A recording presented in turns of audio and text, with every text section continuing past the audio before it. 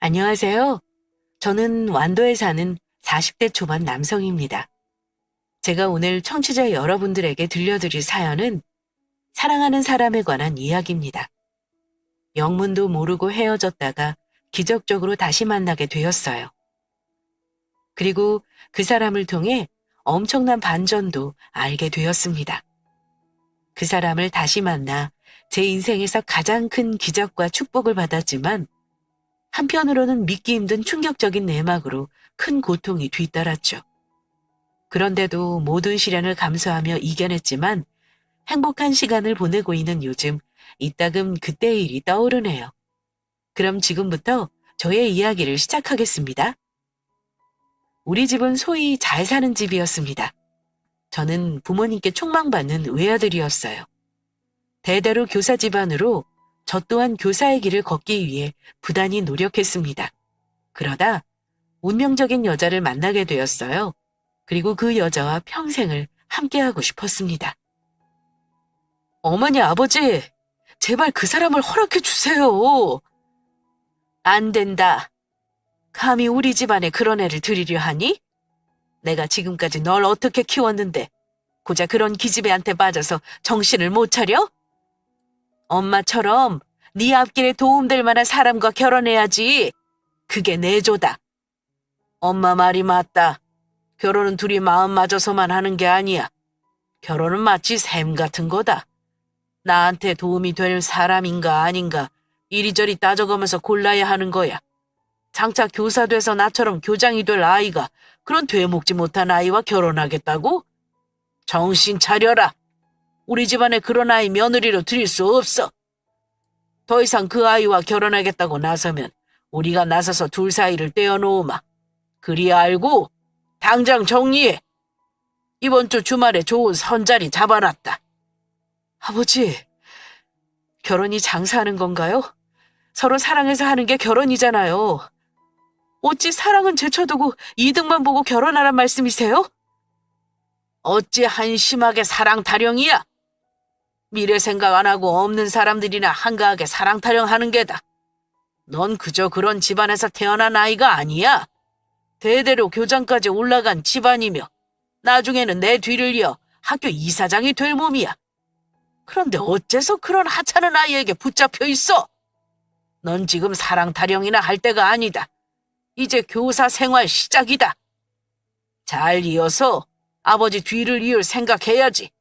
그깟 기집애가 뭐라고 이 난리냐? 우리 집안에 티끌만큼도 도움되지 못하는 집안, 우린 반대다. 끝까지 부모 말 거역할 거면 호적파고 네 멋대로 살아라. 그렇습니다. 제가 사랑하는 여자는 부모님께서 좋아하실 만한 사람이 아니었어요. 집안도 가난했고 배움도 짧았습니다. 뭐 하나 내세울 게 없는 집안이지만 저는 그따위 거 다 제쳐두고 내가 사랑하는 사람 하나 그 자체만 봤어요. 마음이 너무나도 따뜻하고 참 고운 사람이었습니다. 저는 결혼해서 결혼을 허락해달라며 설득했지만 매번 같은 말이 돌아왔어요. 뭐 하나 도움될 구석 없는 애와 당장 정리하라고 하셨죠. 이때까지만 해도 우리의 사랑은 위태로운 줄 알았습니다. 여자친구의 임신 소식이 있기 전까지는 말이죠. 그게 정말이야? 내가 정말 아빠가 된다고? 응, 자기랑 나 부모가 된대. 내 뱃속에 우리 아이가 있다더라. 나도 병원에서 듣고 깜짝 놀랐어. 계속 실감도 안 되고. 우리 이제 어떡해? 아이가 생겨버렸는데. 아이가 생겼다는 말을 처음 들었을 때 솔직히 머리를 3개 맞은 듯 멍했습니다. 아니, 더 정확하게 말하면 내가 아빠가 된다는 말이 와닿지 않았던 것 같아요. 그 당시 저는 교대 졸업하고 갓 초임교사가 되었을 때였습니다. 아직은 아무런 준비가 되어 있지 않은데 덜컥 아이가 생겨버렸으니 앞으로 어찌해야 하나 걱정이 앞섰습니다. 그런 제 표정을 읽은 여자친구는 나지막한 소리로 말했어요. 아무래도 지워야겠지? 우린 아직 준비도 안 됐고 무엇보다 자기 부모님의 반대가 심하시니까 결혼도 반대하시는데 뱃속에 아이까지 임신한 걸 아셔봐. 날 더 싫어하실 거야. 여자친구는 아이를 지우려 생각했습니다. 아무래도 우리 부모님이 걱정되어서였겠죠. 그 말을 들으니 번뜩 정신이 들었습니다. 우리에게 귀한 생명이 생긴 건데 난 기뻐하지 않고 걱정만 앞섰구나 깨달았어요. 무엇보다 내가 사랑하는 여자와 뱃속의 아이를 끝까지 지켜주고 싶었습니다. 그래서 걱정하고 있는 여자친구를 꼭 안아주며 말했어요. 아니, 지우지 마. 우리 아이인데 어떻게 지워? 우리 낳자. 결혼해서 우리 아이 낳고 행복하게 살자. 아이까지 생겼는데 우리 부모님도 더 이상 반대 못 하실 거야. 내가 우리 결혼 허락 꼭 받을게. 그러니까 나만 믿고 걱정하지 마. 알겠지? 아이까지 생긴 마당에 무서울 게 없었습니다. 저는 제가 사랑하는 여자와 내 아이를 포기할 수 없었어요. 그 길로 당장 집에 가서 부모님께 임신 사실을 알리며 결혼을 허락해달라고 설득했습니다. 그러자 부모님은 매우 놀라시며 난리를 치셨어요. 뭐? 임신? 그게 집에 뱃속에 네 아이가 생겼다고? 아이고, 이걸 어쩌면 좋니? 제대로 발목 잡히게 생겼네. 그 앙큼한 것이 널 잡으려고 임신까지 할 줄이야. 그 애가 네 애라는 게 확실하냐? 그게 무슨 말씀이세요, 아버지? 당연히 제 아이죠. 그럼 여자친구가 거짓말이라도 한다는 건가요? 그럼 뭘 믿고 네 아이라 생각하냐? 없는 집안에서 태어난 아이일수록 양심이고 뭐고 없는 법이다. 너 하나 잡고 물고 늘어져서 팔자 고치려는 걸 내가 모를 줄 알아? 그 아이 네 애 아니야. 분명 다른 놈의 아이를 뵌 걸 거다. 아버지, 말이 되는 소리를 하세요. 그렇게 못마땅하다고 그런 생각까지 하세요? 제 여자친구 저 두고 그런 짓 할 사람 아니에요. 제 아이 확실하다고요. 그러니 저희 결혼 허락해 주세요. 허락? 허락은 무슨 허락? 죽어도 허락 못한다. 당장 그 애 지워. 배도 많이 부르지 않았으니 지울 수 있을 게다. 내가 이 원장 소개해 줄 테니까 조용히 가서 지우게 해라. 아무리 반대하신다고 해도 본인의 손자가 생겼는데 이렇게까지 반대하실 줄은 상상도 못했습니다. 핏줄보다 가문의 체면이 더 중요하셨던 거죠. 정말 구역질이 날 정도로 이기적이고 아들의 삶이 불행하기만을 바라는 사람들 같았어요. 결국 제 마음은 비뚤어졌습니다. 어떻게 그런 말씀을 하실 수 있으세요? 제 아이예요. 엄마, 아빠, 손주고요. 그런데 어찌 그리 쉽게 지우란 말씀을 하세요? 한 아이의 생명보다 부모님 체면이 더 중요하신 건가요? 그렇다고 한들 저는 제 아이 지킬 겁니다. 부모님이 죽어도 허락 못 하신다면 좋습니다. 제가 이 집에서 나가죠. 앞으로 아들 없는 셈 치세요. 저는 제 여자친구와 결혼해서 아이 낳고 보란듯이 가정 꾸릴 겁니다. 얘가 지금 뭐라는 거야? 기어이 우리 뜻 꺾고 그 아이 낳겠다고? 너 미쳤니? 한심한 놈. 그 계집애 뭐라고 부모 말까지 거역한다는 게냐? 감히 낳고 길러준 부모한테 그따위 소리를 해? 배은망덕한 녀석 같으니라고.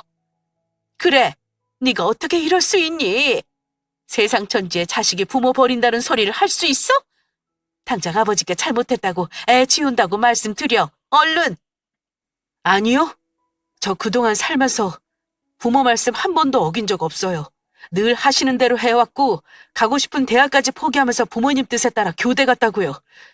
그럼 결혼만큼은 제가 원하는 사람과 할 수 있는 거 아닌가요? 그거 하나만큼은 들어주시면 안 되냐고요.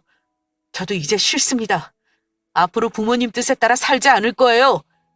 제 인생 제 마음대로 살 거라고요. 교사도 그만두고 다시 제 인생 찾아 나갈 겁니다. 아시겠어요? 큰 벽에 부딪히고 궁지에 몰리니 더 이상 무서울 게 없었습니다. 모든 걸 다 포기하고 집안을 나올 생각이었습니다. 그게 제가 사랑하는 여자와 아이를 지킬 유일한 방법이라 생각했기 때문이죠. 부모님은 큰 충격에 빠지셨습니다. 반항 한 번 없이 늘 착하기만 하던 아들이 모든 걸 다 포기한다고 했을 때 적잖이 놀라신 듯 했어요. 무엇보다 제가 정말 교사직을 내려놓을까봐 크게 걱정하셨습니다. 집안 체면이 중요했던 분들이니 그럴 만도 하죠. 결국에는 두 손 두 발 다 드시더군요. 그렇게 받고 싶었던 결혼 허락이 떨어지고 저는 제 여자와 아이를 지킬 수 있었습니다. 배가 더 불러오기 전에 서둘러 결혼해라. 혼전 임신이다 뭐다 여러 사람 입 오르내리게 하지 말고, 그리고 이 원장한테 이야기 잘 해뒀으니 병원 진료 꼬박꼬박 받게 하고 지어준 한약도 잘 챙겨 먹게 해라. 그렇게 반대하실 때는 언제고 막상 결혼 허락하시니 뱃속의 아이를 끔찍이도 챙기셨습니다. 검진일에는 부모님께서 꼭 같이 따라가셨고 산모에게 좋다는 약까지 꼬박꼬박 챙겨주셨어요. 살짝 유산기가 있었지만 다행히 아이는 잘 커져왔습니다. 우리는 하루하루 잘 커가는 아이를 보며 결혼 준비를 서둘렀어요. 그리고 결혼식 당일이 되었을 때 저는 이날 모든 것을 다 잃었습니다. 아버지, 그게 무슨 말씀이세요? 여자친구가 없어지다니요? 그 아이가 감쪽같이 사라졌다. 신부 대기실에도 그 어디에도 없어. 대체 이게 어떻게 된 거냐? 그렇게 죽고 못 산다고 애까지 덜컥 임신해놓고 감히 결혼식 날 도망을 쳐? 도망이라뇨? 그럴 리가 없어요. 제 여자친구가 왜요? 그럼 없어진 걸 어떻게 설명할 거냐? 전화도 안 받고 도통 보이질 않는데 사람들 다 불러놓은 자리에 이게 무슨 망신이야? 이제 어쩔 거야? 이 되먹지 못한 기집애 하나 때문에 이게 무슨 망신이냐고? 이래서 나와 네 엄마가 그렇게 반대했던 거다. 없이 자란 것들은 꼭 이렇게 뒤통수를 치니까. 도무지 이해되지 않는 상황이었습니다. 저는 정신없이 핸드폰을 찾아 전화를 걸었어요. 하지만 계속해서 여자친구는 전화를 받지 않았습니다. 그때 여자친구가 제게 문자를 한 통 남겼더군요. 이렇게 떠나서 미안해. 아무래도 결혼을 못할 것 같아. 내가 오빠를 속였어. 뱃속의 아이, 오빠 아이 아니야. 정말 미안해. 다 잊고 날 찾지 말아줘. 믿을 수 없는 문자 내용에 그만 들고 있던 핸드폰을 떨어뜨리고 두 다리에 힘이 풀려 주저앉았습니다. 제 행동에 아버지는 핸드폰을 주워들고 문자 내용을 확인하셨죠. 이게 다 무슨 소리야? 네 아이가 아니라니. 이 요망한 것, 이거 봐라.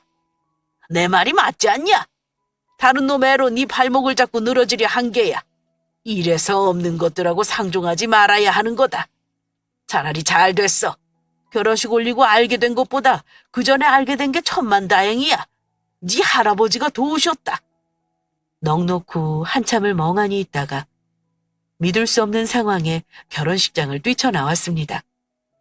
당장 여자친구의 집으로 달려갔지만 여자친구는 없었어요.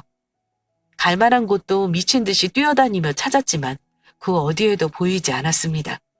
엄청난 배신감과 충격에 하루하루 폐인처럼 살아갔죠. 수소문하며 여자친구를 찾아다니다 술에 빠져서 출근도 하지 않고 방에 처박혀 살았습니다. 부모님은 아는 인맥을 동원해 제 교사 생활이 끊어지지 않게 뒤에서 도와주고 계셨어요. 지금 이게 뭐 하는 거냐? 언제까지 한심한 꼴로 있을 거야? 내가 지금 누굴 만나고 온 줄 알아?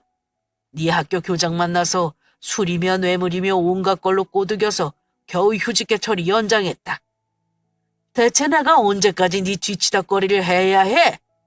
이쯤 했으면 정신 차리고 원래 네 삶으로 돌아와야지. 언제까지 부모 실망하게 할 게냐? 부모님은 제가 다시 안정적으로 살길 바라셨습니다. 혹여라도 저로 인해 대대로 교사 집안이었던 명성이 끊어질까 두려우셨어요. 하지만 저는 제정신이 아니었습니다. 사랑하고 믿었던 사람에게 배신당해 보셨나요?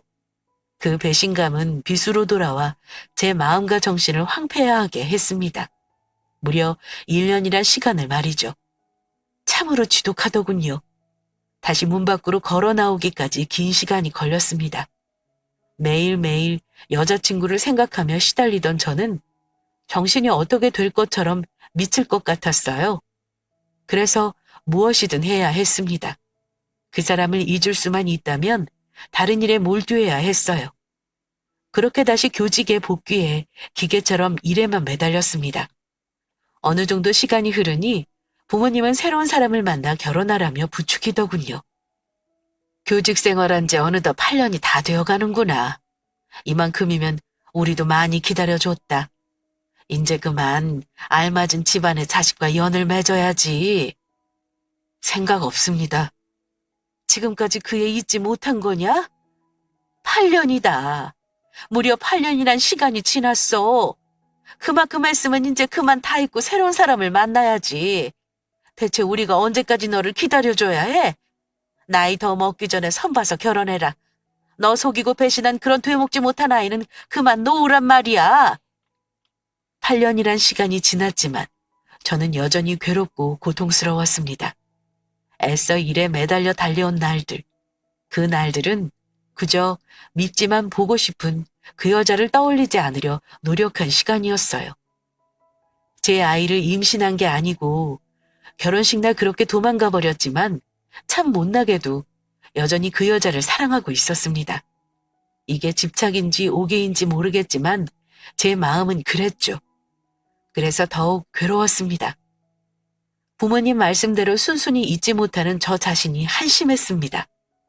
부모님은 날이 갈수록 결혼하라며 저를 압박했고 부딪힘을 감당할 수 없었던 저는 결국 떠나고자 결심했습니다.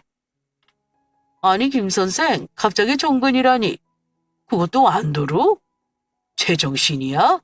다른 사람들은 서울에서 교사 생활하고 싶어 난리인데 자네처럼 능력되는 사람이 뭐하러 그런 지방에 내려가? 지쳐서요. 머리 좀 식힐 겸 내려가고 싶습니다. 마침 바다도 있고요. 다른 사람들은 지방으로 정근 신청한 저를 이해하지 못했습니다. 분명 후회할 거라고 붙잡았죠. 하지만 저는 더 이상 버틸 힘이 남아있지 않았습니다. 부모님의 뜻에 못 이겨 빈 껍데기인 채로 다른 사람과 결혼하고 싶지는 않았어요. 그래서 도망치고 싶었습니다.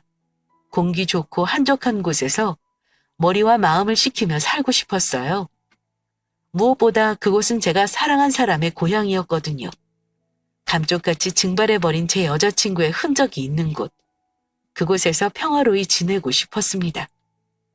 부모님의 반대가 심했지만 굴하지 않고 짐을 챙겨 완도로 내려갔어요. 그리고 아주 작은 동네의 학교에서 아이들을 가르치기 시작했습니다. 서울에서 우리 가르치러 온 선생님이세요?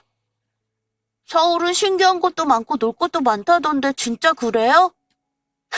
그래, 내가 너희들 담임을 맡은 선생님이야. 앞으로 잘 부탁해. 작은 동네에서 자란 아이들이라 그런지 참으로 순수했습니다. 서울에서 가르치던 아이들은 엄마들 치맛바람에 못 이겨 어린 나이부터 성적에 연연하고 아이답지 못했죠. 반면에 제가 가르치게 될 아이들은 공부보다는 노는 걸 좋아했습니다. 순박하게 웃으며 뛰어다니고 그 나이 아이들처럼 웃음이 많았죠.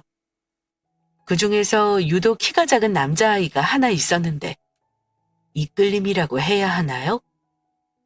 계속 그 아이가 눈에 밟히고 신경 쓰였습니다. 아무래도 키가 작고 왜소한 탓에 또래 아이들에게 늘 밀려서 그런 듯 했어요. 여기서 뭐하니? 친구들하고 같이 안 놀고? 애들이 저 싫어해요. 저도 애들이랑 놀기 싫고.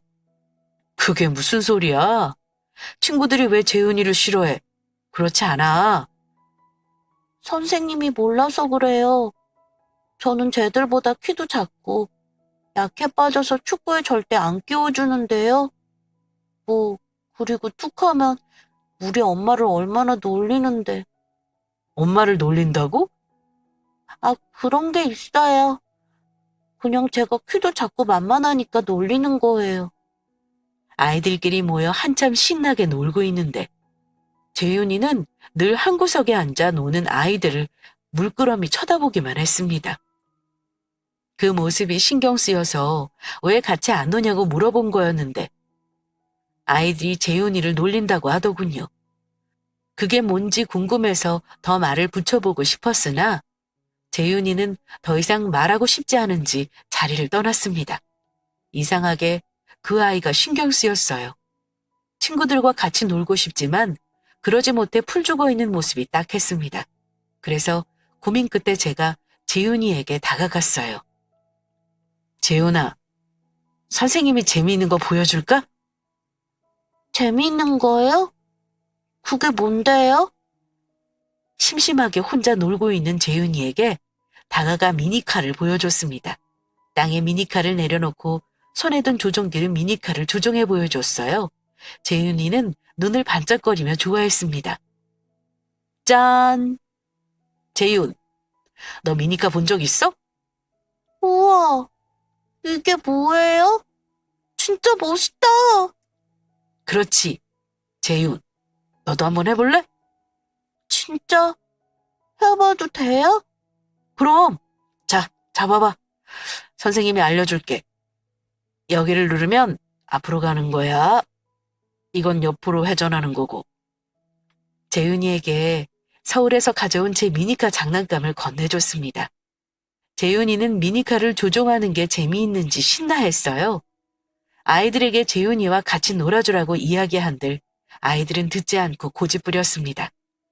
선생님 말씀이라 마지못해 네라고 하지만 뒤돌아서면 재윤이는 또 혼자였죠. 그래서 생각을 바꿨습니다. 제가 재윤이의 친구가 되어주기로 말입니다. 재윤아, 이 미니카 선생님이 언제든 빌려줄 테니까 심심하면 선생님 찾아와. 알겠지? 정말요? 아싸! 감사합니다. 재은이는 쉬는 시간 혹은 점심시간 이후에 심심하면 저를 찾아왔습니다. 때로는 아이들이 다 하원한 시간에도 저를 찾아왔어요. 아이들과 한창 뛰어놀 나이일 텐데 얼마나 심심할까 싶어 딱하더군요. 그래서 저도 더욱 마음 써서 챙겨줬습니다. 그렇게 재훈이와 저는 제법 가까운 사이가 되었어요. 같이 축구도 하고 라면도 끓여 먹고 낚시도 하러 가고요. 재훈이 얼굴에는 점점 미소가 많아지기 시작했습니다. 그러던 어느 날 학교에서 못다한 서류 일을 하고 있는데 누군가 거칠게 교무실 문을 열고 들어왔어요. 너 얼른 이리 와. 선생님. 어머니 안녕하세요. 그런데 학교까지는 무슨 일로? 아니 너희들 얼굴이 왜 그래? 우리 반 학부모님이 씩씩거리며 아이들을 우르르 데리고 교실에 찾아왔습니다. 제 앞에 서 있는 몇몇 아이들은 코피가 터져 있었고 얼굴이 긁히고 맞은 상처가 보였어요. 딱 봐도 싸운 것 같았습니다. 제가 웬만하면 참으려고 했는데 이건 아니죠. 도대체 애가 얼마나 독하고 발랑 까졌으면 남의 집 귀한 애들을 이렇게 때릴 수 있대요? 이번 일 그냥 못 넘어가겠으니까 당장 이 아이 엄마 부르세요. 재윤이 저놈의 자식이 툭하면 우리 아들 때리는 통에 화병이나 죽겠다고요. 귀에서 나도 손 못 대는 우리 아들을. 제가 뭔데 이렇게 만들어놔? 애미가 애를 못나게 키웠으니 일이 쌍딱을 만들었지. 하여간 미혼녀라 발랑 까진 거 알아봤다니까. 우리 엄마 욕하지 마요. 내가 때렸는데 왜 우리 엄마 욕해요? 그리고 저 자식이 먼저 우리 엄마 놀렸단 말이에요. 그러니까 때렸지. 이놈의 새끼가 어디 어른한테 눈 똑바로 뜨고 대들어? 너 진짜 한번 혼나볼래? 어머니, 일단 진정하시죠.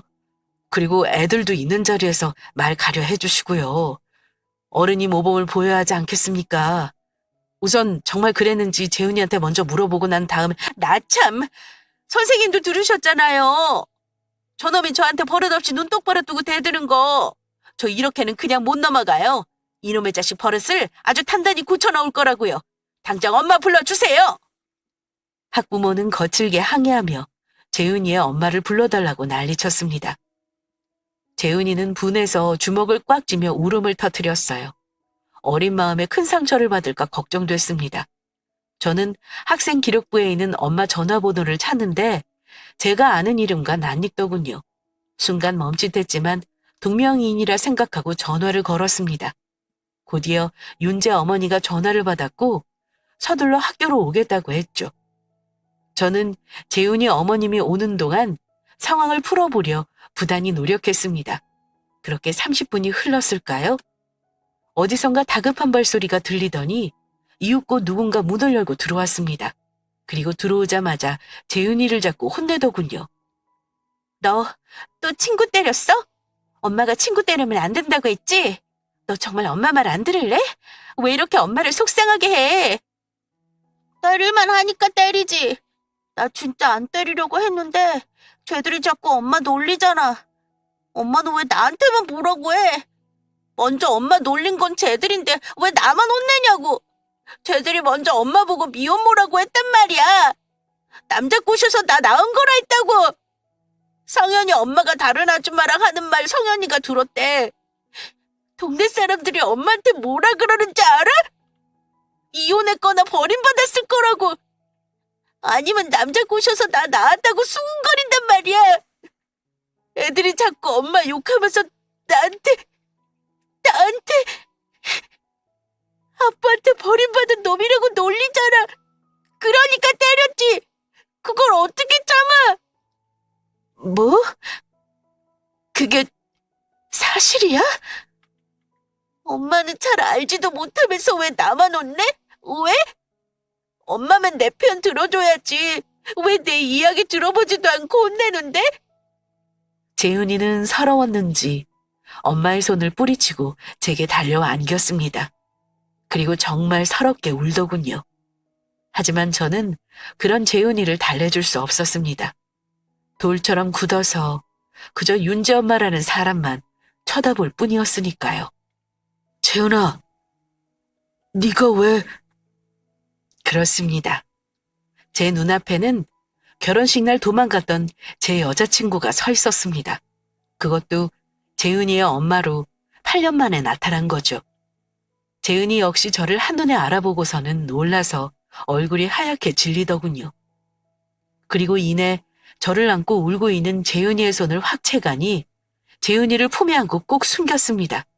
마치 제가 보면 안 된다는 듯이요. 성현이 어머니, 오늘 우리 아들이 성현이 때린 거 죄송해요. 아무리 친구가 놀렸어도 때리면 안 되는 거라고 가르치는데 아이가 많이 속 상했나 보네요. 집에 가서 잘 타이르겠습니다. 다만 성현이도 2번 다시는 그런 말로 우리 애 놀리지 못하게 해주세요. 다시 한번 놀리면 그때는 저도 가만히 있지 않겠습니다. 가자, 재훈아. 재은이는 재은이를 데리고 서둘러 학교를 빠져나갔습니다. 재은이가 모두 실토한 탓에 민망해진 성은이 어머님은 헛기침을 몇 번 하더니 성은이와 다른 아이들을 데리고 나갔어요. 저는 텅 빈 교무실에 혼자 서서 재은이가 나간 곳만 하염없이 쳐다봤습니다. 8년 동안 보고 싶은 마음을 애써 누르며 겨우 참았는데 이렇게 다시 눈앞에 나타나니 더욱 참을 수 없이 괴로웠습니다. 8년 전 문자로 제게 말했던 것처럼 재은이는 다른 사람의 아이를 낳고 혼자 키우는 듯 했죠.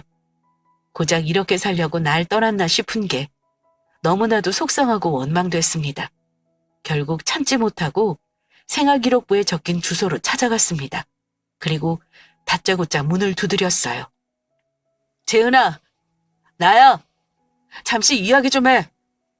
제 소란에 재은이는 놀라서 헐레벌떡 문을 열고 나왔습니다. 이게 뭐하는 짓이야? 여긴 왜 찾아왔어? 이게 8년 만에 만난 나한테 할 말이야? 너 정말 잔인하다. 왜? 그럼 내가 오랜만에 만나서 반갑다고 웃어줄 줄 알았니? 우리 8년 전에 끝난 사이고 더 이상 엮일 일 없어. 너도 알잖아. 나 다른 남자아이 낳아서 혼자 이러고 살아. 너한테 지은 죄 이렇게 박복한 팔자로 갚고 있다고. 더는 나 찾아오지 마. 너한테 해줄 어떠한 말도 없고 이렇게 다시 만나서 얼굴 보고 싶지 않아. 당장 돌아가. 그럼 이거 하나만 말해줘. 여기까지 왔는데 답해줄 수 있잖아. 8년 전 그때 왜 결혼식 당일 사라졌는지 누구의 아이냐고 묻지 않을게. 다른 아이를 임신해놓고 왜 나랑 결혼하려고 했어? 그것만 말해줘. 하필이면 왜 결혼식 당일 날 버렸는지 말이야.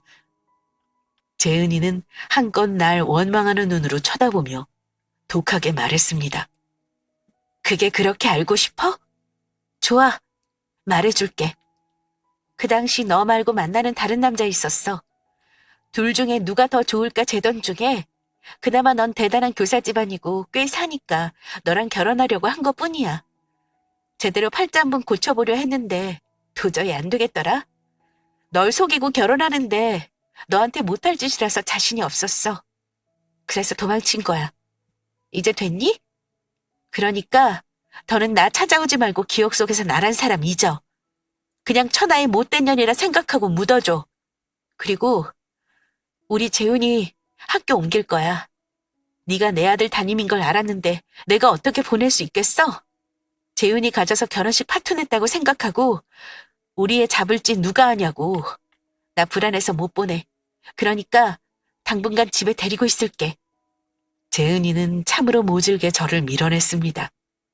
문을 쾅 닫고 안으로 들어간 재은이의 뒷모습만 하염없이 되뇌다 돌아갔어요. 속상한 마음을 달래려 술을 진탕 먹고 바보같이 울기만 했습니다. 그렇게 제게 못되게 군 여자인데 저는 참 속도 없다 싶었어요. 그런 모진 말을 들었음에도 여전히 그녀를 사랑했으니까요. 그래서 더욱 괴로웠습니다. 그렇게 술에 의지한 채 며칠이 흘렀어요. 저는 고민 끝에 아버지께 연락했고 아버지가 이사장으로 있는 학교에 들어가겠다고 했습니다. 아버지는 대신 조건이 있다고 했습니다. 도와줄 테니 부모님이 정한 집안의 아가씨와 결혼하라고 말이죠. 결국 저는 알겠다고 했습니다. 참으로 어리석은 짓이지만 그럴 수밖에 없었어요. 제가 여기 있는 게 재은이를 힘들게 할 뿐이니까요. 그러다 괜히 재윤이까지 다칠까 염려됐습니다. 저만 사라져주면 모든 게 다시 제자리로 돌아올 거라 생각했어요. 그래서 짐을 꾸려 학교를 떠나려 했습니다. 선생님! 잠시만요! 선생님! 짐을 챙겨 배를 타러 가는데 누군가가 저를 애타게 부르며 쫓아오고 있었습니다. 걸음을 멈춰서 뒤돌아보니 재윤이더군요. 재윤이구나. 그동안 잘 지냈니? 선생님, 떠나신다는 게 정말이에요? 그래. 그렇게 됐어. 제대로 인사 못하고 갈 뻔했는데 이렇게 와줘서 고마워. 그러니까 재윤이 이제 학교 나와도 돼. 선생님 재윤이 사물함에 미니카 넣어뒀어. 이제 네 것이니까 재미있게 가지고 놀아. 싫어요. 선생님 없이 혼자 가지고 놀면 뭐해요? 하나도 재미없는데. 가지 마요, 선생님. 미안해, 재윤아. 엄마가 울었어요. 뭐? 선생님이 우리 집에 온 그날 엄마가 밤새 울었어요. 엄청 슬프게 울었다고요. 저 우리 엄마 그렇게 우는 거 처음 봤어요. 선생님이랑 우리 엄마 어떻게 아는 사이예요? 혹시 선생님이 우리 아빠예요? 뭐? 우리 엄마가 그랬어요. 우리 아빠도 선생님처럼 아이들 가르치는 선생님이라고. 그리고 선생님이 떠난다니까 엄마가 또 슬프게 울었어요. 옷장에서 이걸 꺼내서 울었다고요.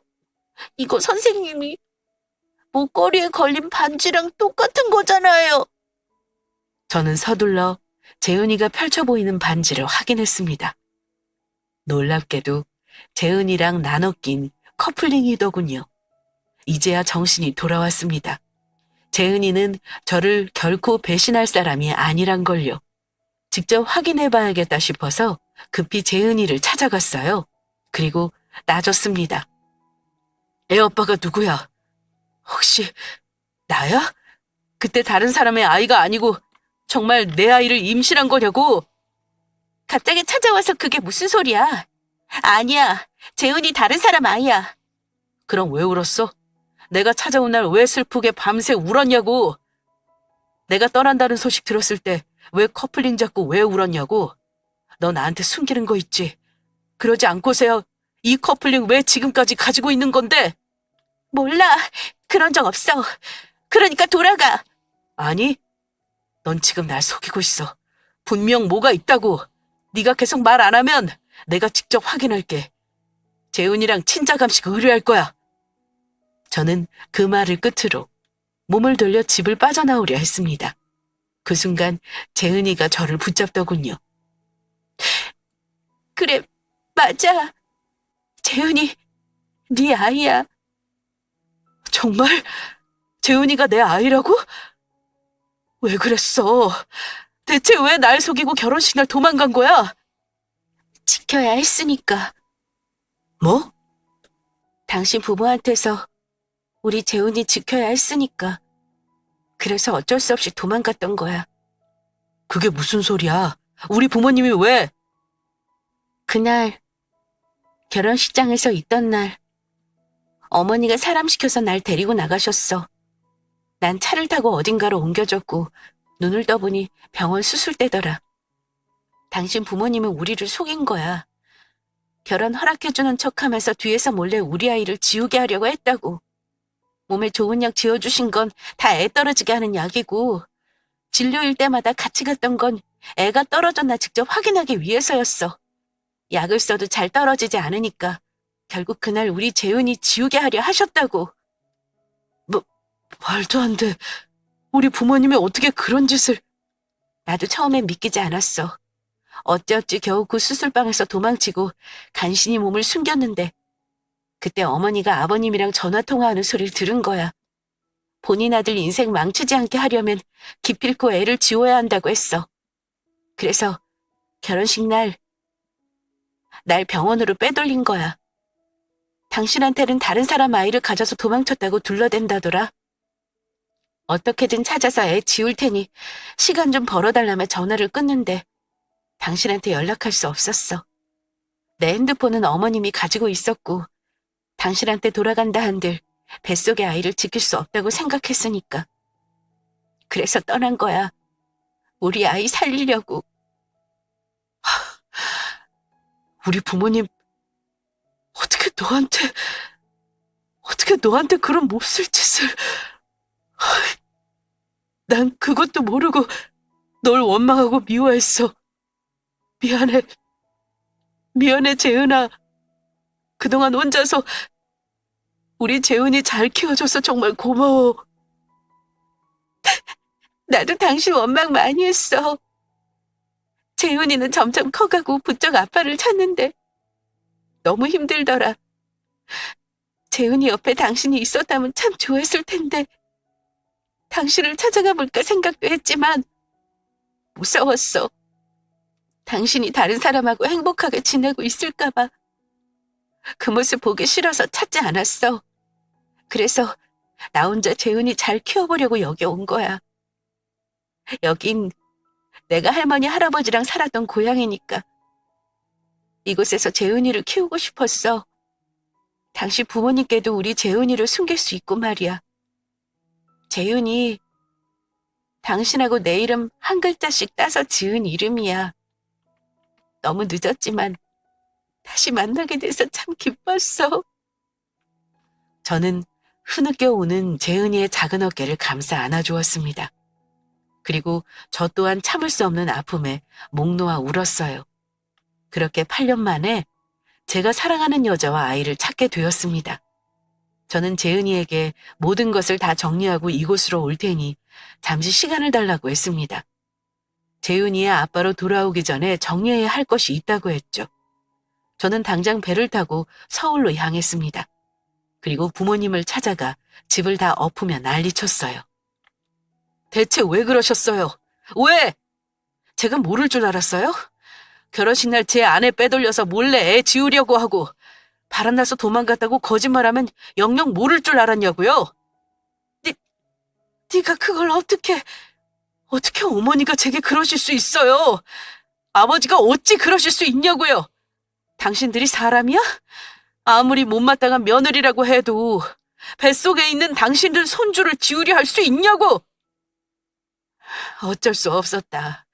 손주를 잃게 되는 건 비통하지만 태어나지 않는 손주보다 내 눈앞에 보이는 내 새끼가 더 중요했어.